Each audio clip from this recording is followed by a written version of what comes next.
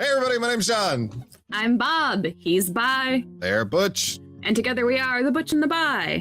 And this week, we had a good time watching Fallout Season 2. And not only did we have a good time watching it, we were joined by our good friends, Sean and BB, watching it. Hello. Yeah. Hi. Hello. For those seeing the video version, it may be a little more obvious, but Sean is... Hi, that's me. There we go. And BB is... Me? Oh, Great, no. perfect, exactly. I mean, were you referring to like Voices. Oh, voices. Yes. Just okay. This will be released both audio and video. Okay. Amazon's hit video game adaptation Fallout took players and viewers back to the Mojave Wasteland for its second season. Not seen since 2010's Fallout New Vegas, with returning showrunners Greg Wagner, who worked on Portlandia, The Office, and Silicon Valley, and Geneva Robertson Dorette, who worked on Captain Marvel and Tomb Raider 2018. Continuing the story of the games, Fallout New Vegas fans like myself were treated to a number of slightly different but still awe-inspiring recreations of some of New Vegas's most iconic locations, creatures, and examining the world after Courier 6's escapades.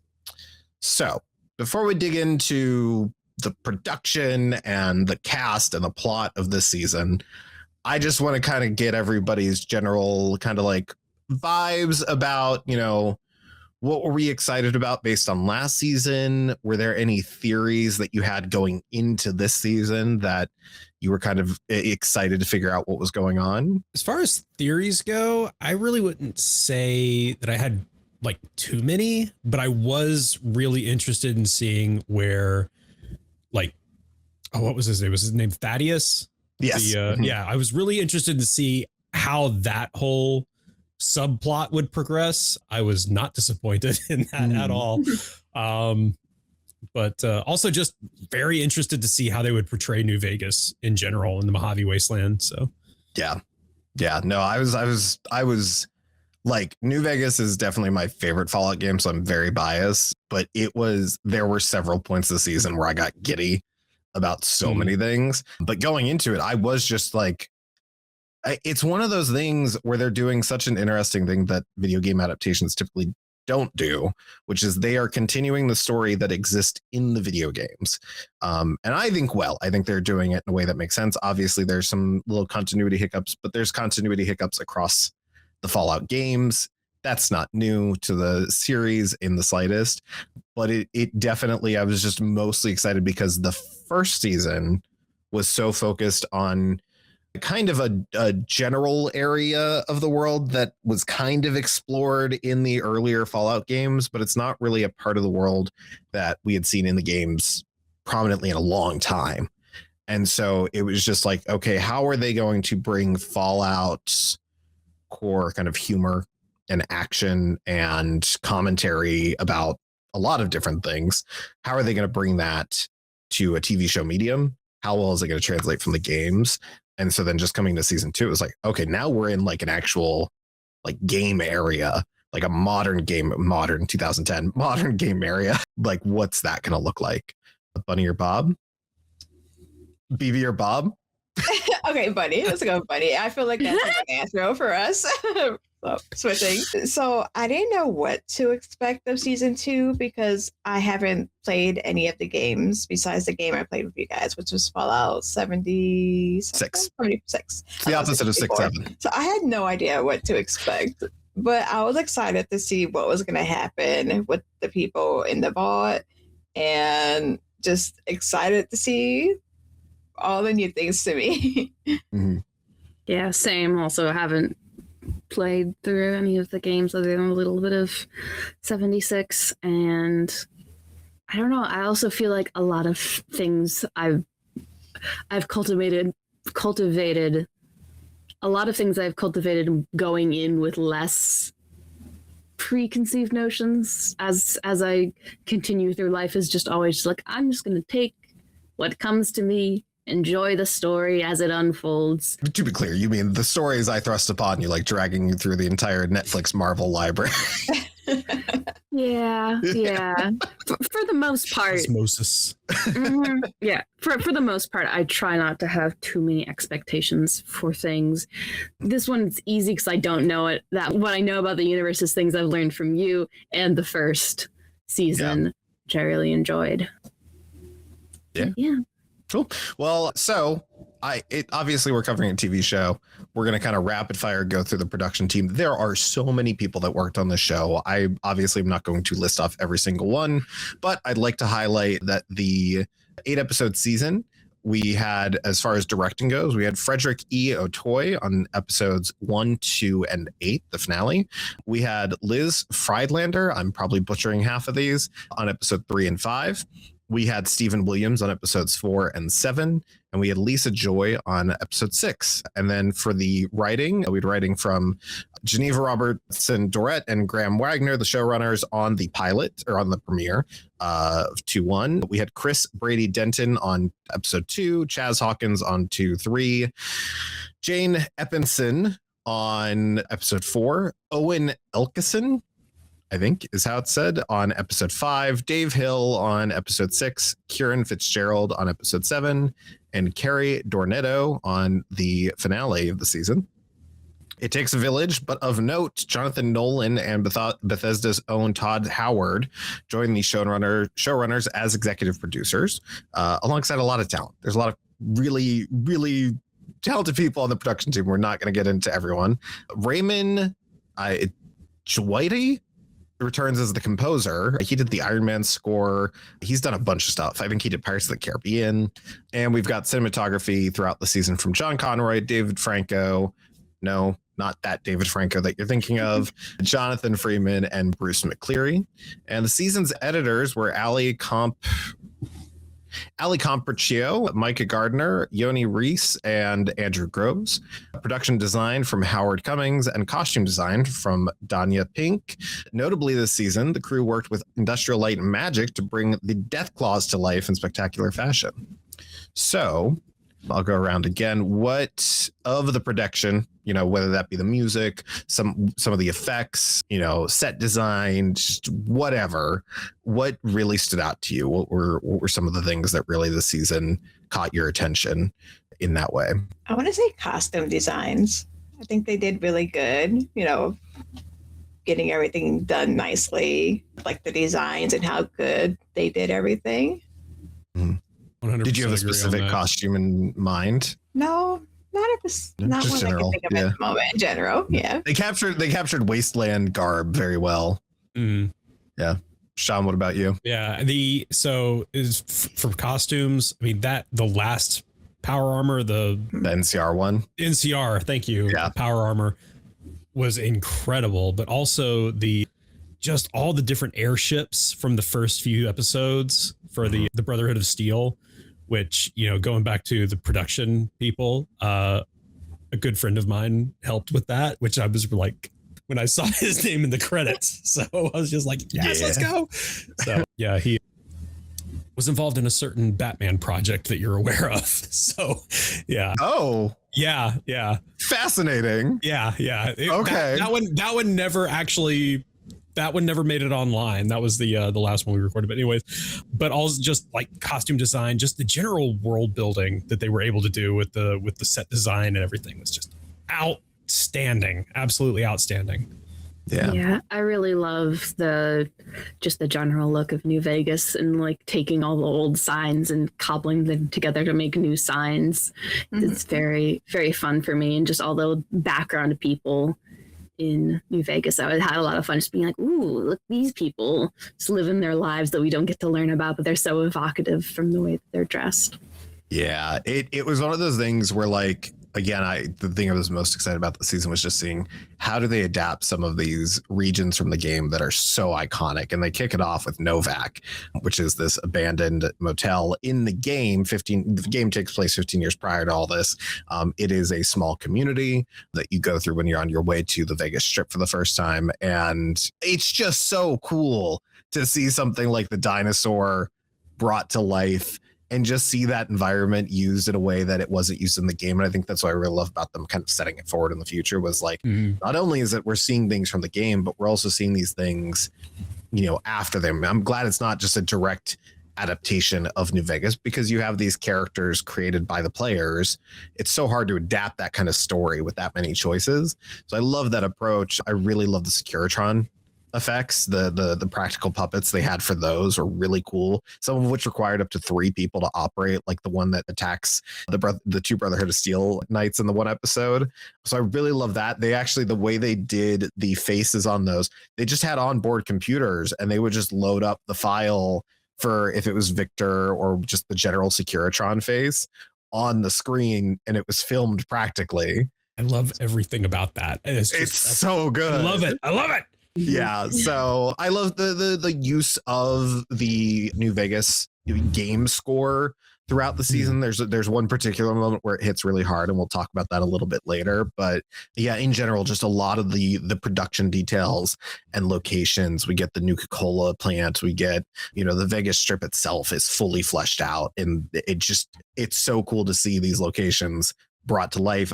Bob, you mentioned signs that are kind of hobbled together from other signs. The Freeside sign was recreated right from the game, and it was so cool to see that. So a lot of that type of stuff where it's like, it's rare for video game adaptations for it to really have that attention to detail to things. And so to see that and have it know, not only is it an adaptation of it in the real life, but it's like, it is that thing. It's supposed to be that thing. And that's just a very cool approach to it. But yeah. So we wouldn't be really thrilled about anything if it was just a bunch of stuff sitting in places to the sound of music. Though I guess we might be, especially if it's just Julie Andrews singing at us. The season 2 sees returning cast Ella Purnell as former Vault Dweller Lucy McLean, Aaron Moten as Brotherhood of Steel Knight Maximus, Walton Goggins serving double duty as pre-war actor Howard Cooper and post-war bounty hunter The Ghoul. Moses Ares is Lucy's younger brother Norm, Frances Turner as Howard's wife and Vault Tech Management Barb Howard, Kyle MacLachlan, who's a genre darling of a man, so good, love him, as Lucy and Norm's father Hank McLean and former overseer of the vault they lived in. And the main cast is joined by Johnny Pemberton, Leslie Ugams, Annabelle O'Hagan, Lear Leary, Rodrigo Luzzi, Saoirse Chudhuri, Michael Christopher, and Zach Jerry. The season also sees the introduction of Justin Theroux as the true Robco CEO, Robert House. God, it was the cast was so good this season. So twofold. Do we have a favorite character? It can be one of the performers that I mentioned, just now, or even if it's like a bit character that shows up in one episode. And then additionally, is there a performance and it doesn't have to be the same as your favorite character, a performance that really caught you off guard with how much it hit you? Honestly, as far as like one of the best performances, I think probably I'd have to give it to like Hank McLean's, like the character Hank. Like especially the last scene that he was in, I thought that was just absolutely phenomenal. But also, like, as far as like just good old classic, comic relief, Thaddeus was one of my favorites for the entire series. It's just he's just kind of there, just like, I don't know what's going on, but I'm for it. Let's go. It's just it was so good. So yeah, good love energy there. Yes. That's the thing with one of the first things I thought about, because the big plot point of this season is the little controllers, was just like turning people into NPCs. Like that was my first thought, was just like, you want to make NPCs?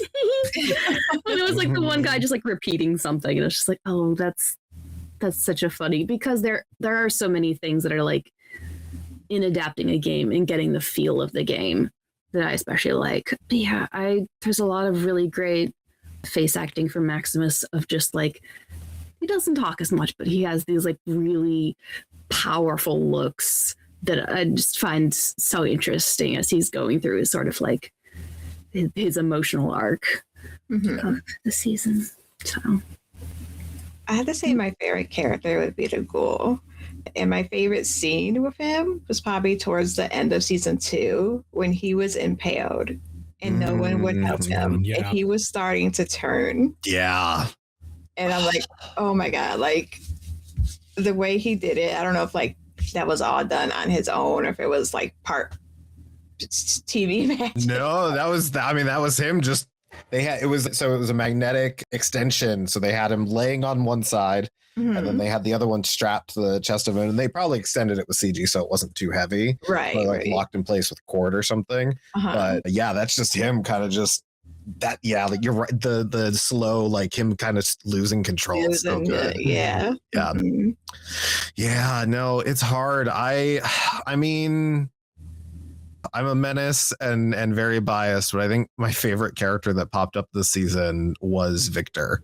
Just getting to see a character from the game brought to life and having a history with the characters from the show, helping it really ingrain itself in the lore of that world was so cool. And also just seeing as that's a Securitron brought to life was also the first time it happened. I was like, oh my God. But I think performance wise for me, one of the performances that really stood out was the parents when it was flashing back to Shady Sands and it was Maximus's parents putting him in the fridge. Yeah. And just that moment was so intense, and you could see the love they had for Maximus. You could see the love they had for each other. You could see that disappointment that all of the hope they'd built up around Shady Sands just being wiped out, and just that it really was the thing that kind of reminded you, the whole idea of war never changes.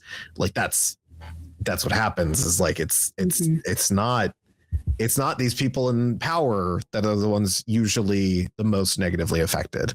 It's working class, it's families, it's so it. And I didn't think we were going to see any more of really his childhood or flashback. And that whole sequence of as it was approaching was just, it really endeared you to the parents quickly. Mm-hmm. Yeah. Yeah. But in general, fantastic cast this season.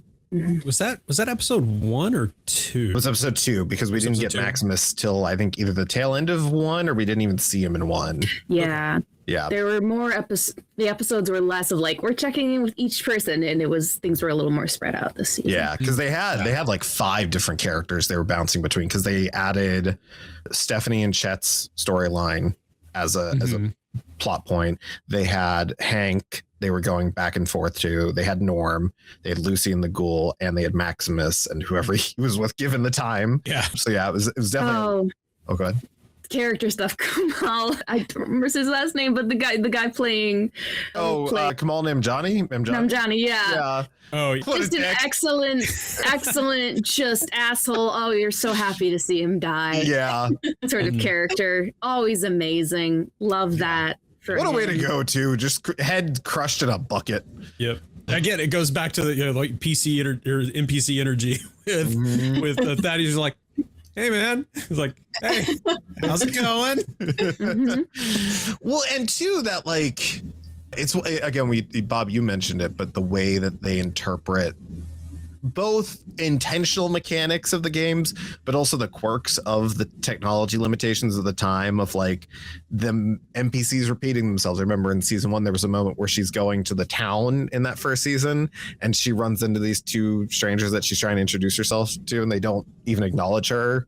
And it happens a lot in the game. And so stuff like that. But yeah, no, that was, God, he was ripe for just a good skull crushing, more skull for the crushing. But yeah, okay, cool. So I kind of have just brief descriptions of each of the episodes. So we'll kind of lightning-ish round go through them. So as I after I read out the description of the episode, feel free to share thoughts. If you don't have thoughts for a specific episode, that's fine. There's other episodes to chat about. I know there's a lot of stuff throughout each episode that I was excited about, but first up, we had the first episode of the season, The Innovator. In 2077, Cooper Howard discovers Vault-Tec's conspiracy and is urged to spy on his wife, Barb, while a supporter of Robert House uses chips to mind control some bar patrons. In 2296, Lucy and the Ghoul track her father, Hank, to Vault 24, where they find evidence of Vault-Tec's brainwashing experiments. While Norm discovers the frozen Vault-Tec executives, and Hank arrives at an abandoned facility to continue his work. So I know for me, just getting back into the season, because I didn't get a chance. I wanted to rewatch season 1, but I didn't get a chance to. But just how it picks up right where it left off. There's not really a big time skip. And I think my favorite part of this episode is the Novak sequence that we spoke a little bit about earlier, but the ghouls all tied up. The Great Khans, again, a group from the game have taken over Novak, and we get this really great action sequence. There's a perk in the game called Bloody Mess, which is clearly kind of displayed here with the exploding body parts from some of the kills in this. But yeah, anyone else? Is there anything from episode 1 of the season that really stood out to you? I mean, the Novak sequence definitely, but also like this kind of goes throughout the entirety of the second season, is also like a lot of Norm's stuff, like just seeing how that's being handled. So, because I mean, he kind of went from like in season 1 where it was kind of like, okay, we're starting to unfold this conspiracy within the vault and he's in the center of it. Now he's just kind of trapped there. Yeah. How is this going to play out? Then I don't know. That's something that really kind of, yeah, no, that's, I mean, the Novak sequence definitely was one of the coolest ones there. Lucy and the dinosaur. That's great. It was so good. It was just, everything about it. Well, and I love the setup too of, and it's a through line that comes up throughout the season, both between Lucy and Maximus, but the ghoul in Lucy is, we're still in Lucy's a little bit too hopeful for the world that she's living in. The okie dokie mentality is still pretty strong in her. And so her expectation is like, oh, I'll shoot them in the butt. I'll handicap them for a moment so that the ghoul can get away. And then he's just like, just finish the job. Like, what are you doing? And it'll come into play later. But yeah, I love that setup of like, because that was one of the things I was excited to see, was we knew that Lucy and Ghoul were, at least for part of the season, going to be stuck together. What's that going to look like? Because their characters are so different and you can only imagine the reaction. So I love that we get quite a bit of that in this first episode. Damn. Bob or Bunny?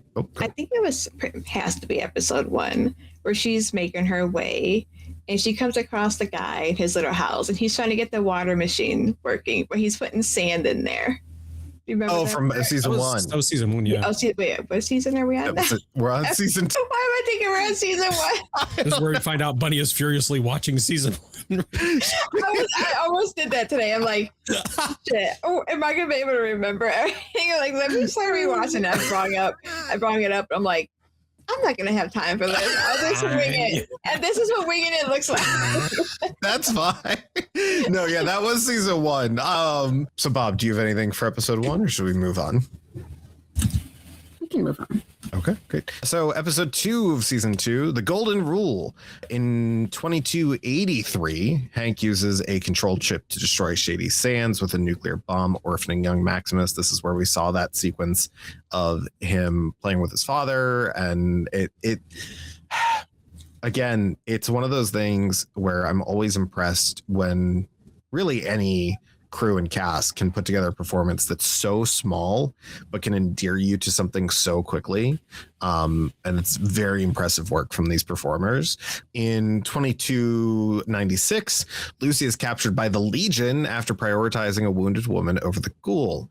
Vault Tech executives escape to the surface after being awoken by Norm, and Hank continues his deadly experiments, and the Brotherhood of Steel relocates to Area 51, where Elder Quintus plans a civil war that's complicated by an unexpected Commonwealth envoy. The other thing we didn't talk about with episode was the end of episode 1. We got the Rad Scorpion sequence, which was really cool to see the Rad Scorpion come to life. That thing was giant and terrifying. Oh yeah.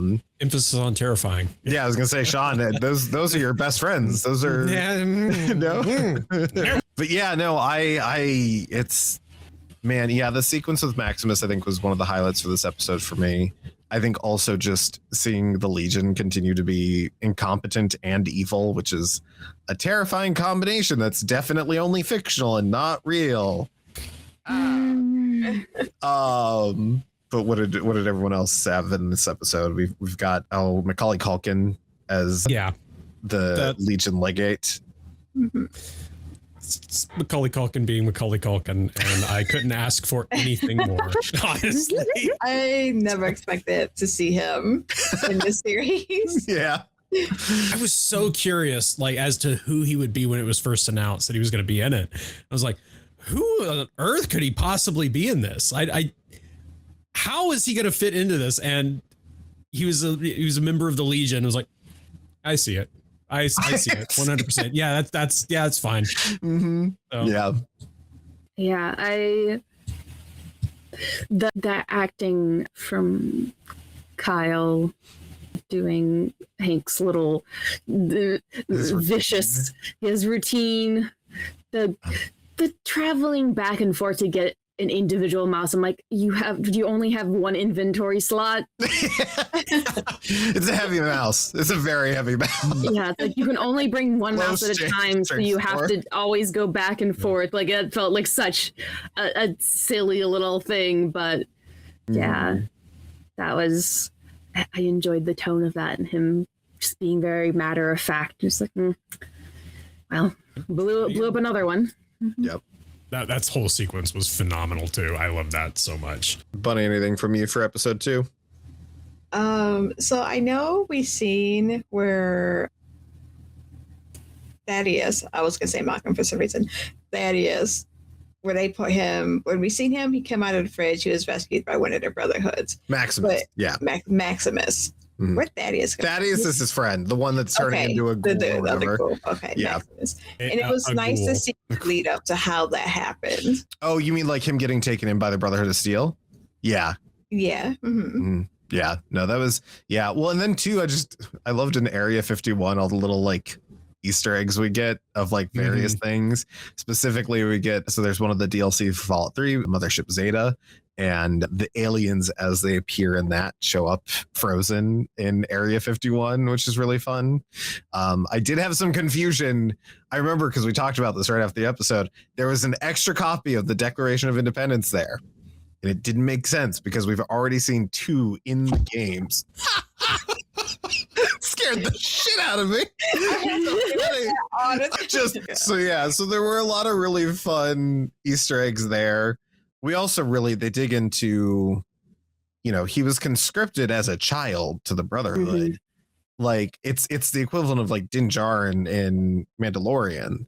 Like it's not what was expected of his life to be, but it's where he ended up, and just that kind of continued search for like fathership out of Elder Quintus that he shouldn't be looking for there anyways.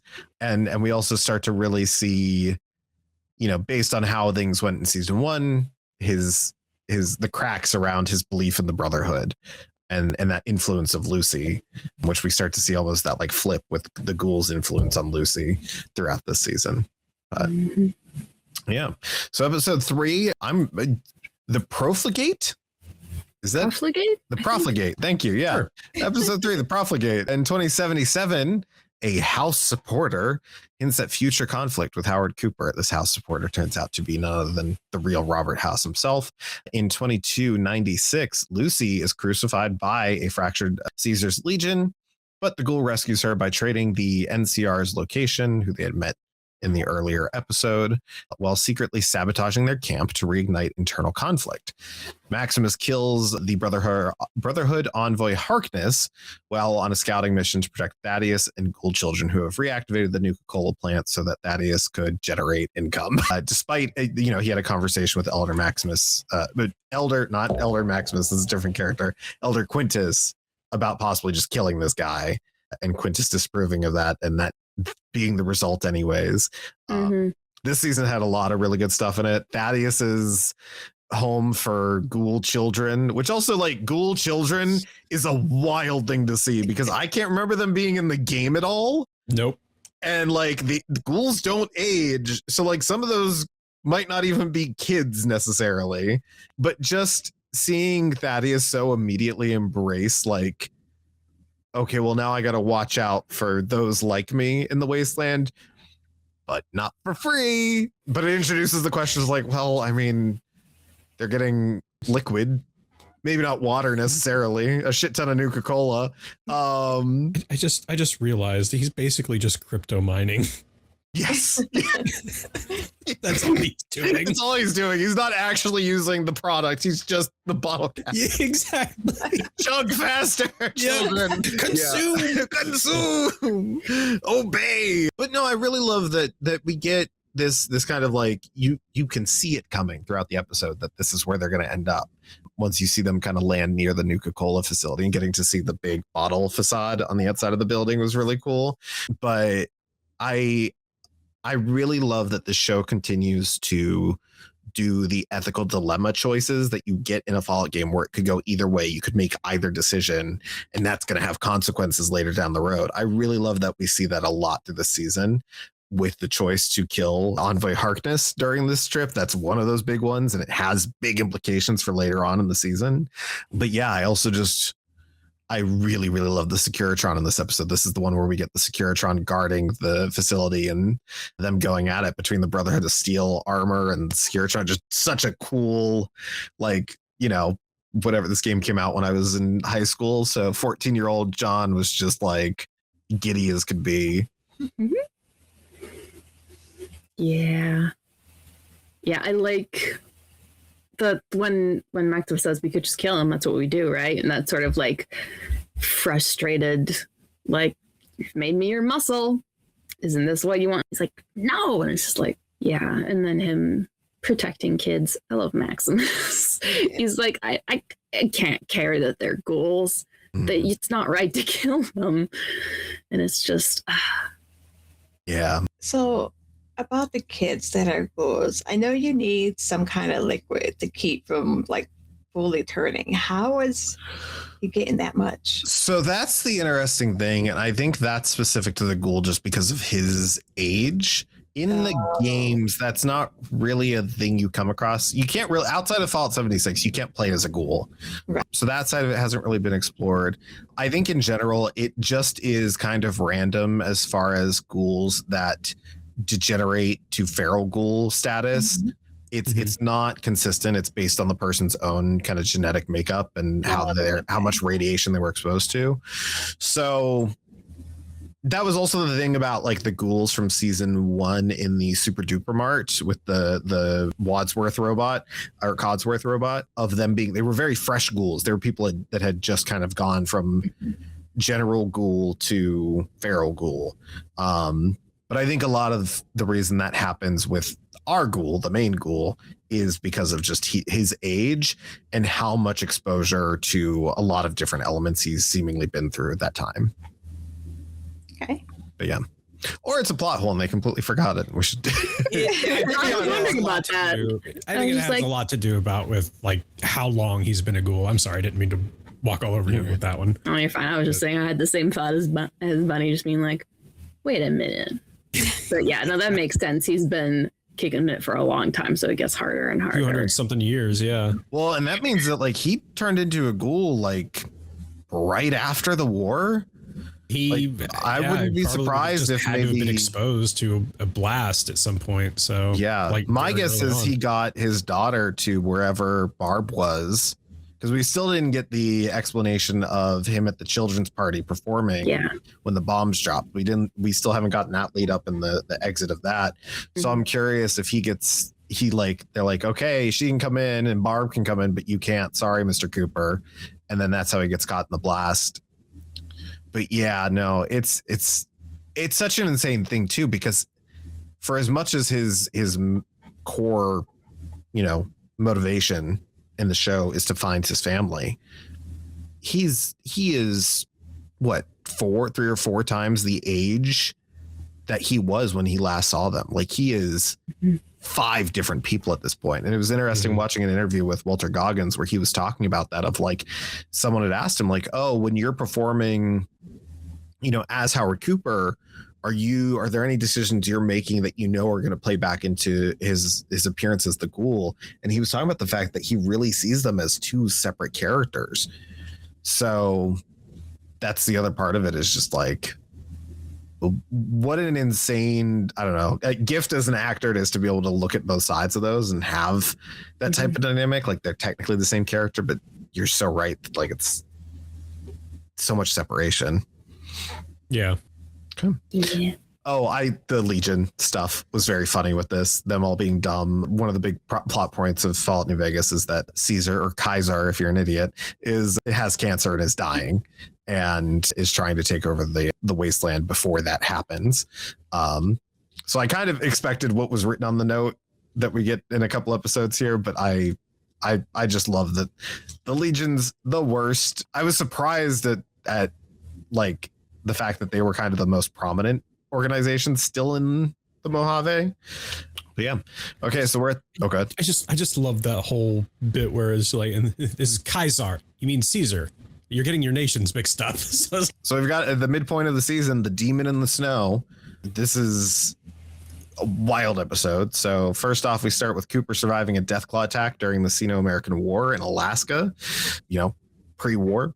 And then in 2296, water shortages plague Vault 33 as Betty and Steph negotiate over secrets from Vault 31, as they are both revealed, I think at the end of last season for both of them, to be management. The Vault 31 is specifically cryogenically frozen folks, and that includes Hank, that includes Betty and Steph.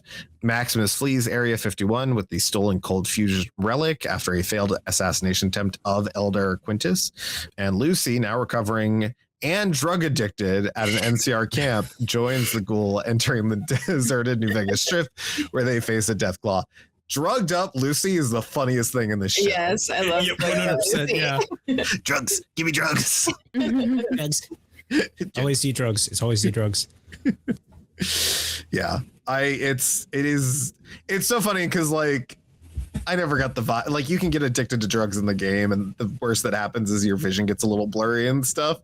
Mm-hmm. I love the implication that you just turn into a little squirrely person in this universe. Weapons gremlin. Yeah. We also towards the end of this episode, before they see the Deathclaw, they make their way to Freeside's the one that's still open. What's the other one? The other street that leads into New Vegas. Just the Strip, yeah. Is it? I think so. No, it's like East Side or something. Let me double check. Oh, you're talking about like the streets directly outside of the Strip. Okay, yeah, where they meet the Kings. Yes, yeah. Okay. I'm trying to remember. West Side.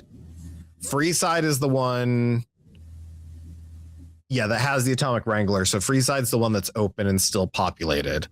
West Side is the one that has been taken over by ghouls and kind of cleared out. And yeah, we get the Kings, or some of the Kings, as ghouls, and such an odd feeling of like, oh man, because they have a really cool side quest in the game, but it was just an interesting way to incorporate a faction from the game, and in a way that kind of left them non-characters. But yeah, also the NCR being kind of in shambles a bit, it seems. Yeah. Just a bit. Just a tiny bit. All of 2 whole people. Or no, there was a third. There was a third one there at that. And a squirrel. Yeah. True. But yeah, I mean, the big thing from this episode is the Deathclaws. We get our first really full look at them, both the attack at the beginning of the episode and then just them coming through the door when they enter the Strip, and we get to see the Strip for the first time, just fully lit up at night. What were the reactions here?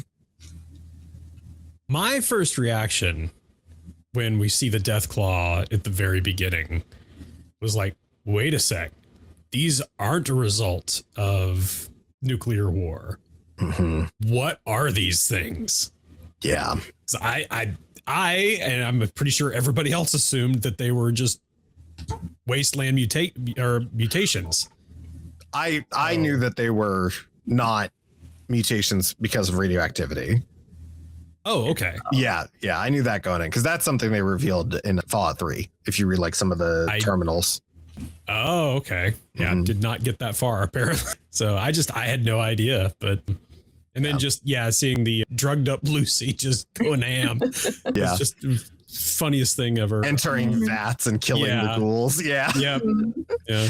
The only thing that would have made that entire sequence better would be like the mysterious stranger showing up or something. But I fully thought we were going to get one. I was really like, I was kind of upset we didn't get the mysterious stranger. So Buddy and Bob, there's this perk you can get in the Fallout 3 and New Vegas and 4, where if you're in trouble, a random mysterious stranger in a trench coat and hood, like, you know, deep throat looking guy shows up and helps you out and then just vanishes. You can't talk to him or anything. And I was really hoping we'd maybe see some. I'm hoping that's like a hope for season 3 is like, come on, that's one of the weirder things. I want them to do that. But yeah, Bunny or Bob, any thoughts about Yeah, I love how much Walton Goggins was able to make himself look so terrified, but then also him being like, that's a death claw, and her being like, what kind of, yeah, that's its name? Because it's such a silly name for such a giant scary thing. You're just like, yes, this is the death claw. You're just like, okay. Yeah. Alrighty. An important component and one of the best weapons in the game, or one of my favorite weapons in the game, which is just a death claw hand as a glove. It's just a Freddy Krueger glove. You cut off. Yeah. So I also, like Sean, thought that the death claw was some kind of mutation. And it was funny to see those NCR state, like how few they were, how they think there's people out there. I'm like, they're probably the last of them. Like, I don't think there's anybody coming. Like, are they just gonna stay in this spot? Like, why ain't they moving on from this spot? Yeah, it's fun too, because like that is a core component of the game too, is just like it's this I don't know how much of this is intentionally from the games or just more so storytelling in general, but like, you know, when you do things in the game, sometimes certain NPCs will respond to those changes, but other times they keep responding to you as though nothing has changed, and it's always so like it's this level of like stasis around the Fallout world where it's like this weird disconnect. And again, it's technology, but it is interesting seeing in the show that like no, things are going to get better. And meanwhile, like one of the places that like is really important to I think it's Camp McCarran or McCarran Airport is what I'm thinking of. We don't see that at all, but that's seemingly from one of the every episode has those in credit like animatics, like you're seeing a bunch of different stuff from the games, different organizations like the White Glove Society, and so you see the airport kind of just in disarray. So it's kind of like, man, the NCR has really been taken out, back and put down.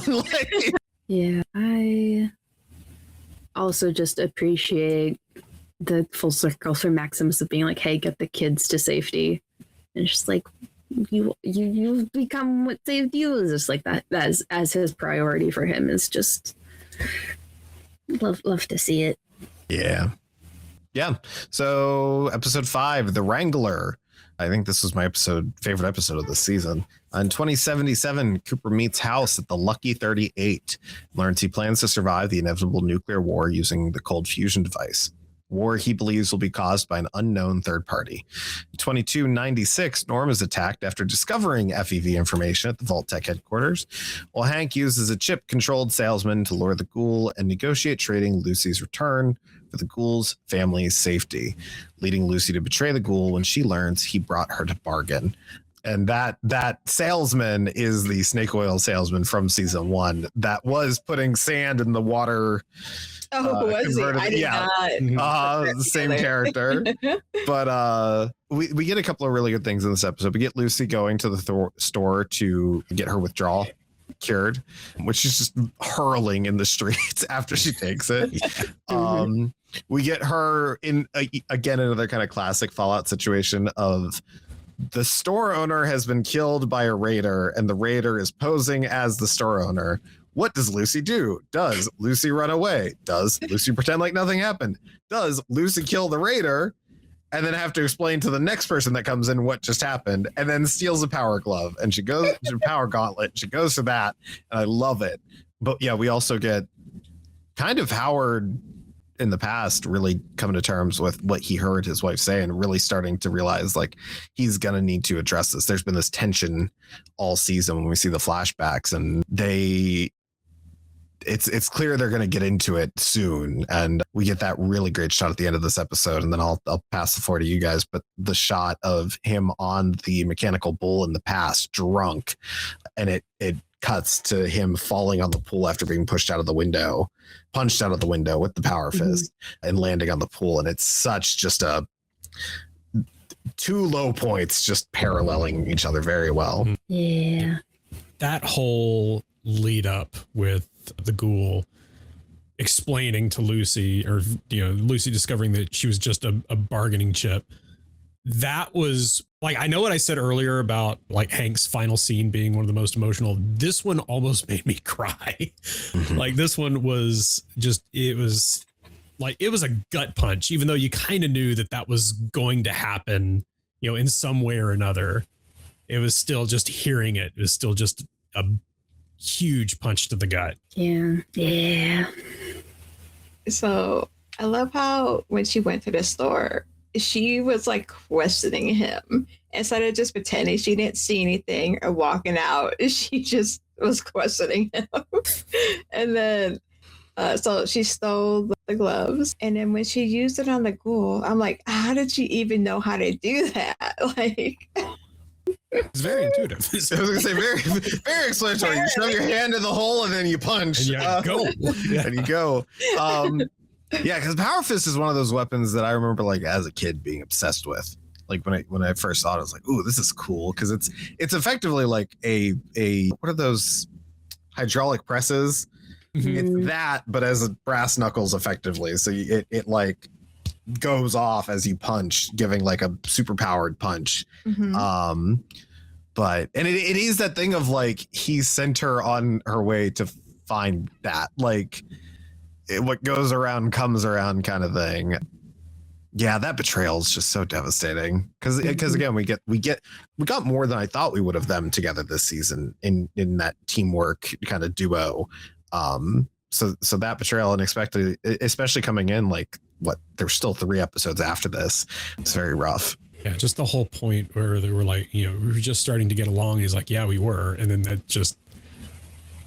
was it. It was just like, no. Don't do that. Yeah. Progress the story, but don't do that.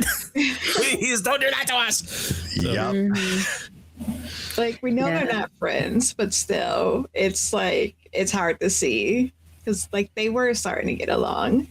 Yeah. Well, I think too is that thing of like Lucy.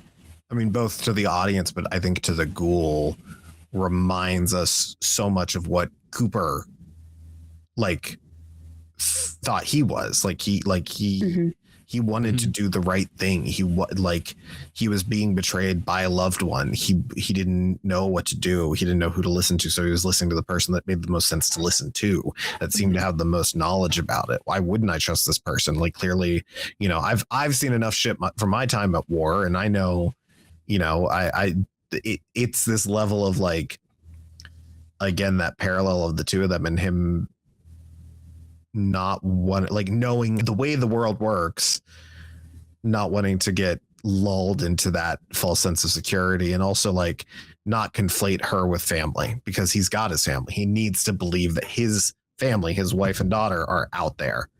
So he can't be wasting time with people. Right. Which is so devastating because that means that's the way he's lived for 200 years. And that's probably the first person he's shown any level of affection to in the way of saying, you're right, we were getting close. Like it's yeah. I love so season 2, episode 6, The Other Player, 2027 in the world's ending tomorrow, guys. In 2077. I was gonna, it's been a run. It's been a run. It's been okay. I crave a nuclear winter. In 2077, Barb reveals to Cooper that she's protecting her family from the inevitable war and extracts a cold fusion relic from a knocked out Hank after Dr. Wilzig suggests striking first. Dr. Wilzig being the man with dog meat at the beginning of season 1, whose head gets cut off to deliver the cold fusion device to Moldaver. In 2296, Lucy discovers Hank's facility where he brainwashes wastelanders to build control chips. And though she apprehends him for destroying Shady Sands, he tricks her into brainwashing others, while a super mutant, assumedly maybe Marcus from the games, frees the ghoul and tries recruiting him for the war against the Enclave. Woof. This is where we get like a solid the ghoul is on that pole for hours and hours before anything happens to get him off of it. When's the time you guys felt impaled in the chest? One time. Yeah. This one time at band camp. Yeah. Funny enough. Oh no. Dalek story. No. No. Oh my god. That's what. Yeah, no, this was one of the really obvious like moral dilemma. It's like that at least Lucy's being put up to is like, oh, they're gonna kill each other unless you mind control them to be nice. Mm. Also, the choreography of all the people doing their little work building the ships was excellent. I love that.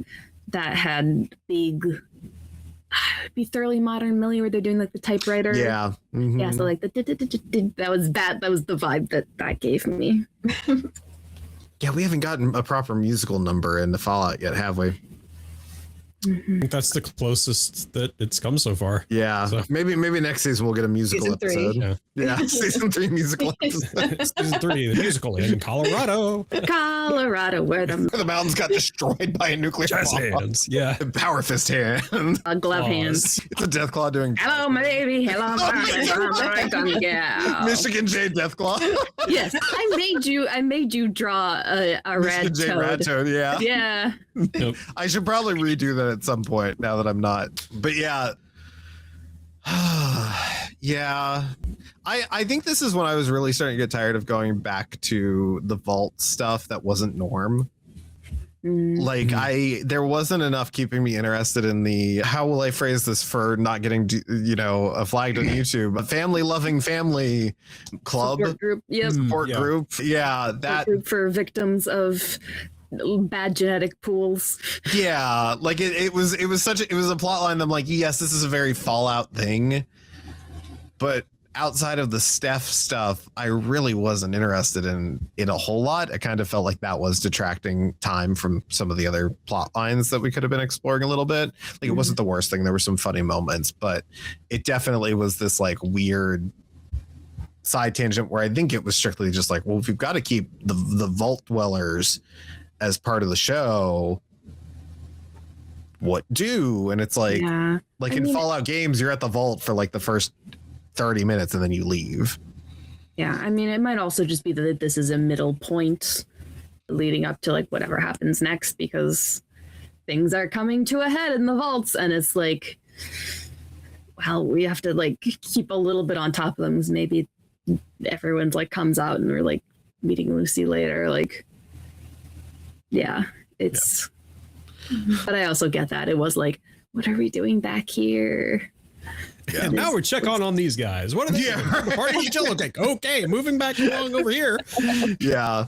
I love that we got more Barbara. I love that we get that title card and we get to dig in on her side of things and just seeing her get worn down. And as someone that just got done working a job where, hey, not the same stakes, but boy, golly gee, was I worn down in a similar fashion.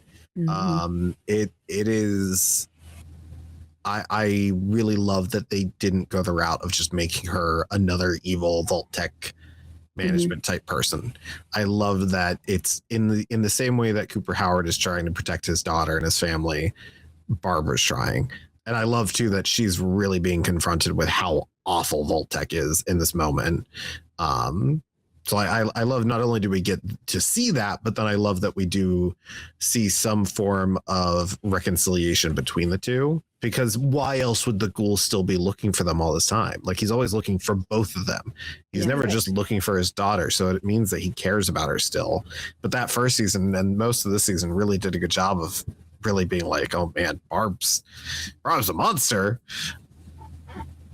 So yeah, anything else from this episode for anyone? Yeah. So I'm gonna go back to the scene where they're making the chips. I love how they have that one woman just for making Chex Mix. Like that was her. She loved the Chex Mix. And it might not be this episode, but I'm pretty sure they did have a musical number. The snack room. The snack club, I should say. That is Oh my true. God, you're That right. is- We did that have is a musical number we did. Yes. Yeah. That's so funny, yeah, because he's having the daydream at the party he throws. Yes. After he confronts her about the budget. Yeah. Oh my god, and it's like all in his head and it zooms out. And All of it. And everybody's just kind of like, Yeah. he's just kind of going, yeah. Wow. I forgot about that. That's so funny. We were I like, did too. I just happen to remember it. I do want you to know the entire sequence for that. I was just sitting in my chair, just going. And for the listeners at home, I was doing jazz hands. You gotta insert like a little ditty or something there. I'm just gonna add in like little whooshing noises when you're there. You go. Wishing yeah, that. little whooshing noises. I'm gonna just isolate it. Great. People are gonna be like, "What the hell's going on with my speaker? Headphones breaking." So we're entering the last two episodes with the penultimate episode, the handoff. Before the war, Steph escapes a Canadian internment camp and later meets Hank while job hunting in Las Vegas after instructed to by Cooper Howard and his wife to maybe pursue that avenue. I will say, boy, did this episode come out at a very, very pointed time in history, in current history, because fucking bonkers on the timing on that. But yeah, we get to find out, what was going on with Steph before the war, how she ended up becoming Vault Management. And while in Las Vegas still, Cooper decides to give Cold Fusion Relic to the president, played by Clancy Brown. Mr. Krabs is here himself to collect that money. Fusion. Fusion. We also haven't talked about her too much. She's popped up here and there. The Congresswoman, who is played by, and I didn't list her in the cast, but she's been this character actor that's been showing up a lot and stuff lately. She's in, what's the HBO show about the teens on drugs? Euphoria? Euphoria, thank you. She's in that. There was an animated miniseries, I think it's Carol and the End of the World. She has this very deadpan approach. I just really like her, but she is also there. She's also trying to kind of influence. She's protesting outside of Lucky 38. She's got this goody two shoes vibe to her that Cooper is like, you got to work on the messaging. Like it's, there's this moment where he helps her back up after she gets, I think, knocked over while she's protesting. But yeah, she's there with the president as well. In 2296, Chet exposes Steph's identity at her wedding, that she is forcing upon Chet alongside the baby she's been forcing upon Chet this entire time. The ghoul meets up with Maximus and Thaddeus. With Dogmeat. And with Dogmeat, led by Dogmeat, yeah. To rescue Lucy. This is where Maximus gets his NCR armor that is so cool. Yeah. It's such a good evolution of the armor. It's such a good design. That helmet from New Vegas of the NCR Recon armor is just so fundamental to that game as a design standpoint. So seeing it on Power Armor is just really badass. They called it, and the behind the scenes video I was watching of it, they called it their Deathclaw Killer armor. That's why it has the saws on the side of it for specifically that purpose. And so while Maximus and Thaddeus stay outside and try to fight the, I almost called them Demogorgons. Different. The Death Claws, Lucy sabotages Hank's plan by shutting down the control chip mainframe, which was run by Congresswoman Welch's head. That was the thing. At the end, this was the episode I was thinking of. The other player, last episode we were just talking about, the end of this episode is Cooper or the ghoul reactivating Robert House. And additionally, Lucy discovering the head as the mainframe for the mind control. And we get this great song going with it that just builds up the anxiety. Oh boy, it's Italian, so I think it's Italian. Ballata de la Trompetta, Ballad of the Trumpet, is the song it's ramping up the anxiety of that sequence where House is being powered back up, which House as a computer, very big part of New Vegas. He's a main character in that game. And the show seemingly in that sequence confirms partially a canon ending to Fallout New Vegas by having one of the Securitron robots laying there, implying that the Yes Man ending was the route they went. They tried to keep it as vague as possible, but you obviously have to have something happen to where Robert House's actual body dies finally. So that sequence, I was obsessed with that score. But anyways, cold fusion and Lucy discovering the head. Yeah, I'm going to pass it to you guys. Yeah, Okay. it's You go. I love getting the stuff backstory. I find that very interesting. That sort of like how she's like forged as a person through trauma. It's like, ooh, fascinating. We'd love to support women's wrongs. Bunny, how about you? Nope. Oh. Go go for it. So I like the Congresswoman. I think she's trying to do good, but I think giving the vial, can't keep on forgetting the name of it, to the president was the wrong move. You can never trust the president. Yeah, especially when played by Clancy Brown, who was listen, I love the man. He plays a villain. The fact that he is a corrupt military guy in both the CW Flash and in Daredevil, like, Oh, that's right. He's the general in Flash season 1. I forgot about that. And so it's like he's really got like that he's I mean Daredevil, and it's just like yeah, he's the bad man. He plays evil good. Yeah, well, I it's interesting you say that, Bunny, because I read her being involved. I guess you're right. Maybe it was a situation where she wasn't involved, but I read that as her being Enclave, like that the Enclave was using her demeanor. And maybe it wasn't a plan of hers, but using her demeanor to appeal to Cooper Howard's humanity that he still had at this time. Yeah, I guess I read it as her being it, but that would make even more sense for why she was a decapitated head. Yeah, that I was wondering when she showed up. I was like, this feels like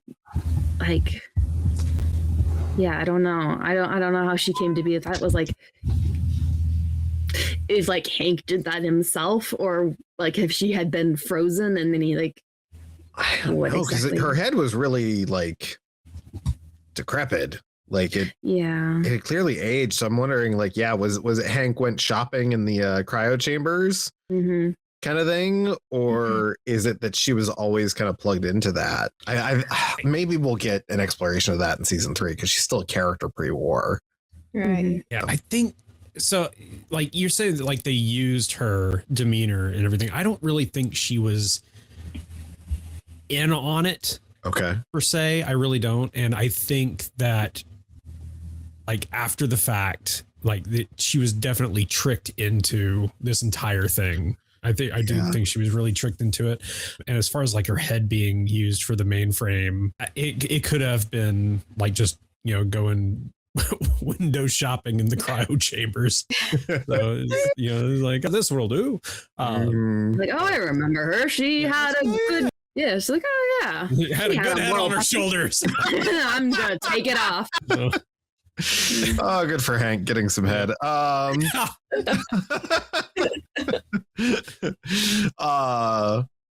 Yeah, no, and also we get, I fully thought they were going to cheap out on some of these Deathclaw fights, but we get part 1 of that Deathclaw fight between Maximus and the Deathclaws in that suit. Mm-hmm. Oh, so good. So just so tactile. I was watching the behind the scenes. So for some more of the combat focused Deathclaws, they did have puppets on set that were basically like the top half being like lunging at people and stuff. Those were enhanced and replaced with CGI, but it still is just, man, that really helps sell the reality of it. Like it takes up that space in that environment. And just getting to see like, the axe swinging through and hitting things. There's that moment too, before Ghoul goes into the Lucky 38 where he saves Maximus because he got his arm stuck in the thing, which goes back to when Ghoul used the fact that he got his foot stuck in the ground in season 1 during their fight to his advantage. It just little moments like that. I love that even though they hadn't really seen each other all season, that in the same way that the Ghoul had come to respect Lucy, he was coming to respect Maximus for his approach to things, and it also seeing a lot of himself in Maximus in that way too. Yeah. And then the wedding, like stuff is very scary. Like, she's scary. I mean, I she's love it. 200 years old. She's Canadian. Canadian. Just holding the idea. That's my favorite line out of the entire series so far. Is, not if she's 200 years old. She's Canadian. Maybe. Yeah. Yeah. Like, no. Yeah. No, it was such a good moment. Mm-hmm. And after being called out by Wally, I believe. Chet? No, No, the guy not with the Chet. Oh, the guy she That's killed Chet. earlier. Yeah. Yeah. Yeah. And I'm curious what she did with his body. Like, where is he? She chopped him up. I imagine all of him went down the garbage disposal. Oh, Crazy yeah. job. Yeah. Like, I just imagine like she chopped him up real small and it's just that his glasses didn't make it. And so that's, Well, yeah. part of me is like, he reblended them though. It's like when he yeah. found So, them. well, I think the reason he did that was he was still scared. Because Chet's in an abusive relationship, right? Like that's the whole. It's you know, in media it's rare that we're seeing that with the guy being in the abuse in the, you know, the victim in this situation. But so I mean, he's like, oh shit, this is what she did to someone else. What's she gonna do to me? She has so much control over me. So I really think that was just strictly out of fear. Like I agree, it was kind of silly. Like why wouldn't you take the glasses with you and go? She was also right there though. And that's the thing. Go to who? She's the top. She's the overseer. Yeah. So it's like the thing. So he waited till the wedding and that was the right move. It's like, everyone's here. Everyone's watching. And I have the ID to prove it at least. Yeah. I would have really loved if when not only is she 200 years old, she's Canadian. They cut to the crowd reacting and they cut back to her and she's South Park Canadian. Buddy. That's the style we should have drawn her in when we drew her on the stream. True. Yes, yeah. You have to draw that and you have to do the new Rad Toad. And then Yeah. Great. Any other comments about the second to last episode of the season? oh, let's get to finale. Oh, the finale. Here we go. Unless Sean. So yeah, I do. I do. The revelation of what Thaddeus is actually turning into. Is Oh yeah, very Bob and Bunny. Do interesting. you have any idea what he's turning into? Because I can all agree on the same page. About that till now. Yeah, I know when his arm fell off, I was like, yeah, something's up. Well, is the arm falling off was a very big thing, but also when he's like, you know what's going on here, and he like pulls his shirt out and there's a mouth. Yeah, it's the little mouth. What? Yeah, he's not a ghoul. Yeah. He's not a ghoul. He's turning. I think we're on the same page. He's turning into a centaur. Yep. Right. Yeah. So centaurs are these.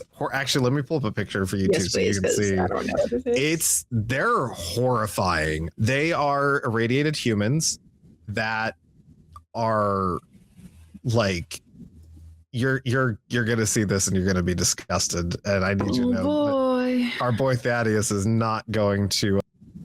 It's not looking good. Oh. So typically they're kept as pets by the super mutants. Uh-huh. And yeah, Scroll. they I don't have to spit look at it. acid and they are gross. So I'm fascinated that they're committing to the bit of taking a character and following this progression, because it's a very gross creature design. Yes. It does make sense that they would do something like that, though not necessarily with Thaddeus specifically, but like what was it, the first or no, it was the second episode where they had that monster that grabbed onto Lucy and like inside the mouth was just a bunch of fingers. Yeah, that was. So I mean, Yeah. it's there. So Sorry. when I saw that, when he was like, this is normal, right? And it's like, and when you see Cooper look at her, the ghoul look at him, it's like his eyes get really big because he knows exactly what's going to happen. Yeah. And he's just like, I can't, the less you know, the better kind of thing. That's like everybody kind of like, people were like, oh, he's just being cold, not looking at him or listening to him. He's like, no, he's horrified. Yeah. He knows exactly what's happening. When his arm falls off, he gets that same look. It's like, oh boy. Okay. So, Yeah.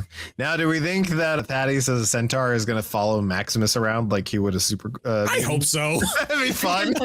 Yeah. That'd be a fun Calvin and Hobbes.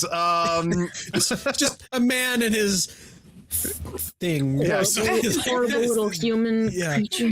Goes from Calvin and Hobbes to Calvin and Hobbles. Yeah. Cronenberg and Hobbes. Yeah. So yeah, unless anyone has anything else, final episode. The Strip. In 2077, Cooper is arrested for taking the blame for Barb's involvement with the Enclave-connected president, while Hank and Steph get engaged in Vegas. Yeah, that reveal was like, oh. Yeah. In 2296, Lexerte Legate, which is Macaulay Culkin's character, declares himself Caesar after reading the note. They've had this civil war the whole time. He finally gets to it, and I am Caesar, I am the Legion dies with me, is what the original Caesar's note says. And obviously, someone that's part of Caesar's Legion isn't going to be fine with that, so he's going to take power himself. And he does so, claiming himself the new Kaiser. And targets New Vegas to build Caesar's palace. Yeah. Macaulay Culkin, everybody. Norm and Claudia survive the Rad Roach attack on the management after they try to kill Norm and kick him out of the room that they try to hide in. I love that the Rad Roaches are brutal in this. In the game, they're always kind of the starter. They're the starter Pokemon of enemies of Fallout. Like, they're usually pretty weak, but I love that this really shows how civilians that are untrained can really get taken over by these things. Yeah. I also shout out to those women who just have their rad farm in the elevator. I love these. I'm just like, I imagine them as they're absolutely lesbians and they're just like chilling in the wasteland. Yeah, they're like, yep, and we grow roaches in this elevator. And it's like, yep. Yeah. This is normal. I'm just like, I love you both. I love that not only do we get the iconic meal of rad roach meat from the games, but we also get the introduction of, was it flea soup? Or was it lice soup? Flea soup. Like, You really had to make me think about that. What a great way to start out the last part of this. But I do want you to know, when you say they were growing roaches in an elevator, I said that to the tune of Love in an Elevator. Roach in an elevator. So all the other Vault-Tec executives get killed. Steph contacts the Enclave for phase 2 with a very special, very unique Enclave Pip-Boy. That was a cool look. And Lucy, after mercy killing Welch's disbodied head. I guess she's got the head. She's disembodied head. Again, one of those moral dilemmas. Yeah. She's like, kill me. But Lucy's like, which I guess does lean into the idea that she wasn't actively involved in Enclave activity, that she was maybe an unwitting participant. So she kills Welch's head, and her father tries to kidnap her using one of the mind-controlled Legionnaires to get one of the chips on her. She ends up getting saved by the ghoul, who shoots him in the ass instead of killing him, out of respect for Lucy, and then being like, that's not my clowns, not my circus. And she decides to put the control chip on him. The ghoul discovers that his family is gone, finds a postcard leading him to Colorado, seemingly where at least part of season 3 is going to be taking place. Lucy takes her father outside and is having the look at the pet the rabbit George moment of Mice and Men. Her plan is to wipe his memory using the chip, but he beats her to it and erases his own memory with his own controller. Whether this is true, yet to be seen, or is he playing dumb to get away with it? I'm curious, because the interviews when they do the interviews with Kyle MacLachlan, he talks about how he's going to be in season 3. So is he just there in a pre-war capacity? Is he still going to be involved in the plot in this post-war? Like, how's that going to work? And Lucy and Maximus finally reunite. They find their way up to Robert House's penthouse in Lucky 38 as the Legion approaches a very large Legion army too. That's what caught me off guard, was just how many there were still around.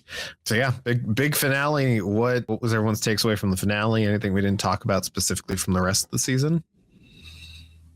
Well, that ending scene with Hank, that where he was just there, that one really got me, because I mean, it's just, the acting in that scene was just, it was great. It was just chef's kiss.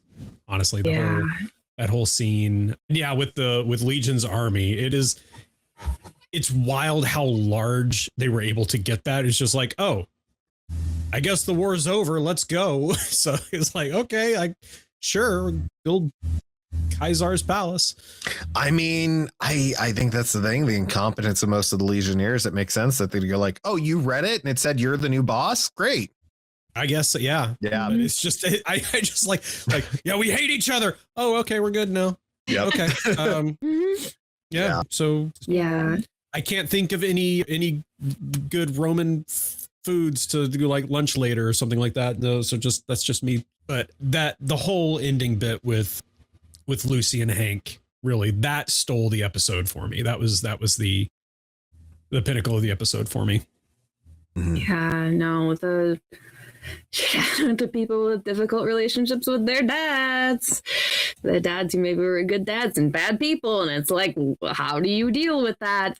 But yeah, no, just the acting when he gets wiped, and then it's just like his voice becomes so different and gentle as he like cleans her up. It's just, she just gets up and walks away, and it's it is truly amazingly written, shot, acted, just stunning. Yep. That whole scene, it was really emotional. I think for me, the biggest highlight of this episode is Maximus has crawled his way out of the power armor after it's been destroyed by the Death Claws. Yeah. There's the 3 final Death Claws approaching, and he picks up, and I tried looking it up. I don't think it was an actual weapon in the game, but it would have been really cool, of the roulette wheel as a shield. And I really love that he gets, because kind of like Captain America, I could do this all day type of moment. But I did cry when they recreated the introduction shot of Fallout New Vegas with the NCR sniper taking out the Deathclaw. I fucking got chills. The Fallout New Vegas theme song started playing. They did the exact same. It's the anti-material rifle, so the flames spurt out the side. It's slow motion, the bullet spinning, it's going past. Just a beautiful recreation of that moment. And that was leading up to all the stuff we've been talking about. So I was already kind of like dry heaving over here just from that. And then the rest of the episode was happening. But yeah, no, that was really great. I'm really excited to see a lot more. Bob, Bunny, or Sean, anything else to add about the finale? Just knowing, like seeing the NCR pull up, and then seeing the people, like the 3 people that was stranded, it's like, oh my God, they are out there. Like they reunited. It's like, oh my God, thank you. And then seeing the sheer number of the legions, I'm like, oh, this is going to be bad. This is going to get very bad. I think also like just the whole lead up to the next season being, or like either going to or in Colorado, with just having the mountains in the background with the ghoul in the foreground there. Beautiful shot. Whoever decided that was a shot that needed to be there needs to get all of the rays that they get. So yeah. But which also goes into, like, people are wondering if that's going to influence, because I mean they said that this is going to influence the next Fallout game in some way. And so people are wondering if that's going to like directly tie into the next game. I'm curious. I think it might be a situation similar to previous Fallout games where it's like in Fallout 3, there are some quests that tie to the synths and to the Commonwealth. Similarly, they bring up the Commonwealth here in this season as well.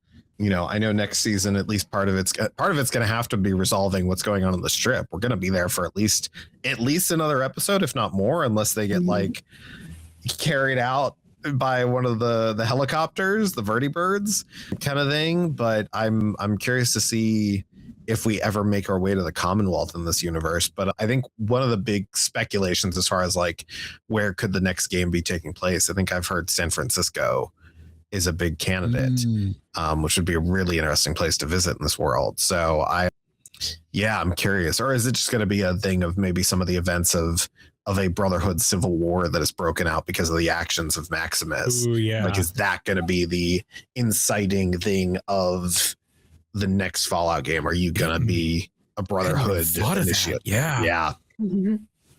Yeah. Now, we're going off topic with this. I know, but it's like one place that I'd really like to see them explore, and I'm a little biased on this, is I would like to see the swamps or the southern United States explored in Fallout. We've got some weird stuff down here that would look really cool as mutants. Okay. Did you ever play the Fallout Miami mod for Fallout 4? No, I didn't. There is a very expertly fan crafted story based mod. It basically an expansion pack that is set in Fallout in Miami with like rad gators, and gonna have to look that up now. Yeah, you can definitely check it out. I think that will scratch that itch at least. Maybe, but I mean, it's like I want to see Louisiana. Okay, yeah. Louisiana would be really cool. Yeah. That's the hard part is like I'd love to see New York, but New York's one of the areas that like in canon got completely wiped out. So it's like, oh man, but yeah. Anyway, yeah. Sorry, now I'm just trying to think about the logistics of a building of a vault in wetlands and marshes. Oh, it wouldn't work. Stuff. We can't have basements down here. So exactly, I was like, you can't have basements. Hold on, you have the option. The Super Friends presented it of us. Welcome to the Legion of Doom. Oh, that's right. They have their elevator thing. You just make a vault that rises. It drags itself down into the swamp. Imagine this though. Okay. The Bass Pro Shops pyramid in Fallout. There's a vault underneath. But also like just imagine somebody who's like an Egyptian faction in Fallout, and the Pharaoh is in the Bass Pro Shops. Oh, like in the way they did yes, Legion. Yes. Yeah. We love a gang that's just cultural appropriation in the Fallout. Jazz hands. Buddy, anything else? I had something and I was waiting and then I forgot. All right. Welcome to podcasting. You're doing it correctly. Okay. The very, very end. Back to the Brotherhood where we can see the war happening. When they brought out the blueprint, like the plan to deal with that, I'm like, no, this is gonna be good. I can't wait to see that part. Also the I don't remember her name, who survived with Norm, but the fact that she was just hired last week, and then woke up, like that was such a funny chaotic detail. It's just like they were literally just like, we're gonna fill up this vault so we have enough people to keep being overseers of the other two vaults. Claudia. Yep. It's just like, just got this job. It's like, yeah. I need to know, because Sean, you started your statement with my mom called. What? So after we watched the episode, it was the next day, my mom called me. It was like, so what did you think of the episode? And I said, they're going to build Liberty Prime. Yeah. So Liberty Prime is in Fallout 3. I actually just finished replaying Fallout 3 through the main story finally. I'm working on the Pit DLC. And yeah, Liberty Prime's this giant Brotherhood of Steel iron giant that goes around nuking commies, throwing mini nukes like footballs. I'm so fascinated because they talked about, they try to do things practical where they can. What's that going to look like? Are they going to do the same thing Wicked did with the Wizard of Oz's like mechanical head? Is it going to be at least partially a giant puppet? Yeah. One can certainly hope. Yeah. Also, I'm going to start keeping a tally of every time Wicked gets referenced on this goddamn podcast. We'll never get away from the sound of the woman that loved us. Those women are held like a Wicked counter. It is just the end note for defying gravity. Yep. Instead of a ding, it's just that. How much of it that you hear is how many? Can you? Like, and that's like we only referenced it once. Or the severity of the reference. Yeah. Well, fantastic. Yeah, we had a good time watching it. It was great. I loved it. I think people that didn't enjoy this, that claim to be fans of Fallout, are illiterate and should be They're entitled to their wrong opinions. No, I can't imagine And maybe it's because I think we're all of a certain age, especially Buddy. We all grew up with, I think, a lot of video game adaptations that weren't great and that didn't even try to land on the mark, that just did their own thing, whether or not that was relevant to the media or to the story or anything like that. And to have a story like this that's handled so well and still seeing people like really complaining about some things, and like, sure, there's some things that, yeah, it's a weird like maps in the background not being the right thing. I'll take those bugs. It wouldn't be a Fallout project if there weren't exactly bugs. You know. Yeah, they'll patch them out, I'm sure, just like Starbucks coffee cups in Game of Thrones. But yeah, this is a lot of fun. Stranger Things. Oh yeah, right. The Adidas logo. Yeah. No, this is a lot of fun. I'm really glad we got to watch through the show this year together. We did it last year. It was a lot of fun. I'm sure we'll do it again next year, unless Sean commits some really horrible crime in which we have to shun him. Shun the Sean. Sean the Shun. It's Sean the Shunned. It's Sean the Shunned. He did something bad and on the run. I was in high school. Oh yeah, that checks out. Shun the non-believers. But yeah, thanks again for listening or watching. If you had a good time watching with us, feel free to click that subscribe button or make sure you're subscribed in whatever audio platform you're listening to. We're on all of them. So Spotify, iTunes, all the good stuff. We're also on YouTube with video versions. I realize we don't have whatever next episode is. I know the one that's coming out before this was Arsenic and Old Lace, but I don't know what's after this. So we'll find out. In the meantime, you can go check out Sean by going, where would you like people to go to find you, Sean?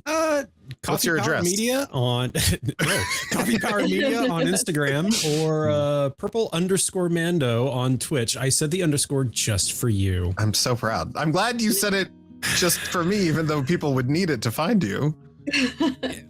Fair.